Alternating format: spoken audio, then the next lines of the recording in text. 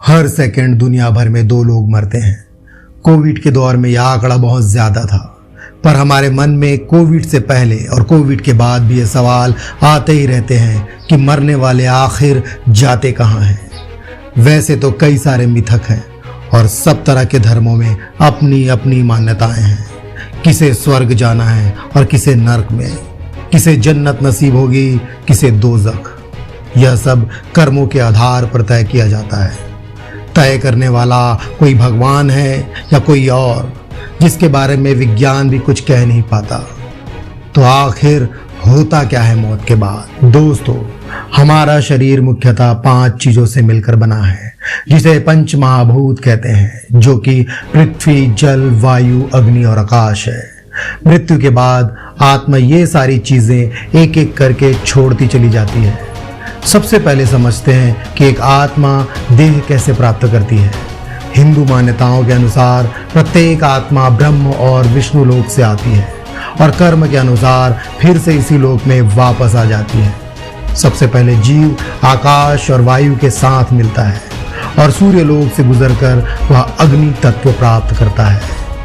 अंतरिक्ष के बाद आत्मा का अगला पड़ाव भूलोक होता है, जहां उससे जल तत्व जुड़ जाता है। इसके बाद वह देह रूप धारण कर 5वें तत्व पृथ्वी से जुड़ता है। ये बात तो जन्म लेने की हुई, मगर मरने के बाद इसी उल्टे चक्र से जीव वापस आकाश की ओर जाता है। जिस प्रकार एक व्यक्ति अपने पुराने कपड़े को छोड़कर नया कपड़े को धारण करता है, उसी तरह यह आत्मा पुराने शरीर को त्याग कर नए शरीर को अपने कर्मों के आधार पर प्राप्त करता है। जब भी किसी व्यक्ति की मृत्यु होती है तो यह पंच भौतिक शरीर पृथ्वी में समा जाता है। दाह संस्कार के वक्त पृथ्वी की अग्नि में मृत ठंडे शरीर को समर्पित कर दिया जाता है और जब अस्थियों का जल में विसर्जन किया जाता है तो जीव जल तत्व के साथ बाहर निकलता है। इसके बाद जीव यात्रा करता हुआ चंद्रमा पर पहुंचता है, जो जल तत्व का मूल स्थान है। यहाँ जल तत्व छूटता है और आत्मा फिर से सूर्य की ओर बढ़ती है। शेष जल भी सूर्य की किरणें सोख लेती है। इसके आगे जीव की गति नहीं, मात्र कुछ ही साधक आत्माएं सूर्य का भेदन कर पाती है, जो पुनः पृथ्वी पर नहीं लौटती। गरुड़ पुराण में भी ये बताया गया है कि जब किसी व्यक्ति की मृत्यु होती है तो यमराज के यमदूत उसे अपने साथ यमलोक ले जाते हैं, जहां उसके अच्छे और बुरे कर्मों का हिसाब होता है और फिर 24 घंटों के अंदर यमदूत उस प्राणी की आत्मा को वापिस छोड़ जाते हैं। 84 लाख योनियों के बीच आत्माएं अपने अलग अलग कर्मों के आधार पर भिन्न भिन्न प्रकार की योनियों में जन्म लेती है और अपने अच्छे और बुरे कर्मों के आधार पर देह की मृत्यु के बाद आत्मा को 3 मार्गों से आगे जाना होता है। अच्छे एवं उच्च कोटि के कर्मों के आधार पर उन्हें देवलोक प्राप्त होता है। दान, धर्म आदि कर्म करने के बाद उन्हें पितृलोक मिलता है।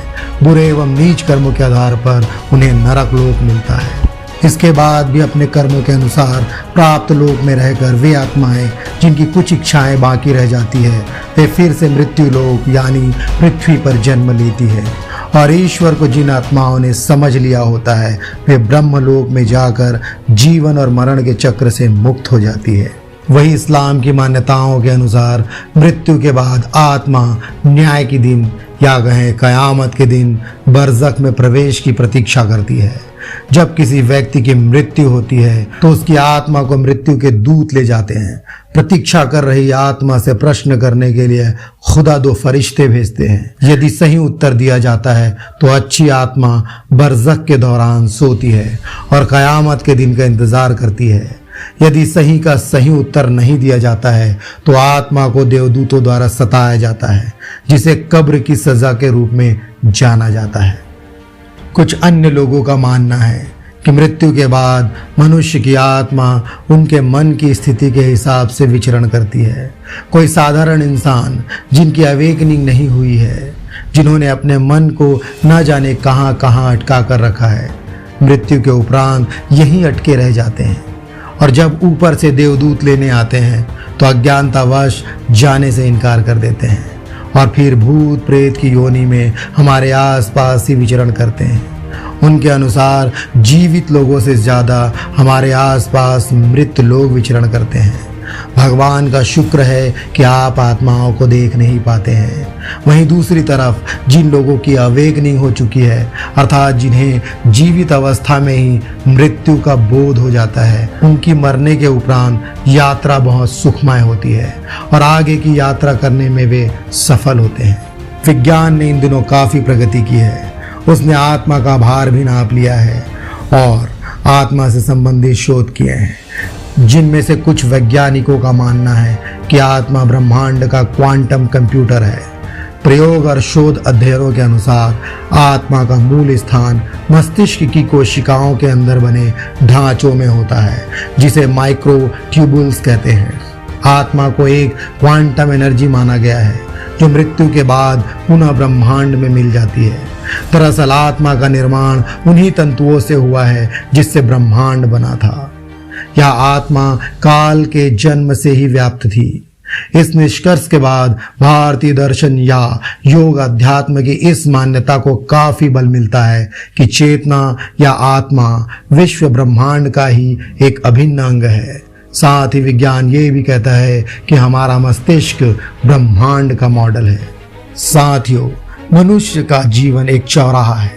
जीवित अवस्था में आप यात्रा तो करते ही हैं, पर आप पहले रास्ता चुनते हैं, उसके बाद उसी के हिसाब से कर्म करते हैं, तब कहीं जाकर आपको अपनी चाही गई डेस्टिनी मिलती है। ठीक इसी तरह आत्मा भी अपने किए गए कर्मों के आधार पर अपनी यात्रा तय करता है, लेकिन आत्मा पहले रास्ता नहीं चुनती, वह पहले कर्म करती है। एक मरते हुए व्यक्ति का अगला जन्म उसके प्रेजेंट लाइफ के अंतिम विचार से निर्धारित होता है। भगवत गीता कहती है कि मनुष्य शरीर छोड़ने के अंतिम क्षण में जिन वस्तुओं के बारे में सोचता है, केवल उसी को प्राप्त कर पाता है, और मरने वाले का अंतिम विचार अनिवार्य रूप से उनकी अंतरिम इच्छा को दर्शाता है। इसलिए भगवान बुद्ध भी कहते हैं कि जैसा आपका विचार होगा वैसे आप बनेंगे। इसलिए अपने विचार के प्रति हमेशा सजग रहें।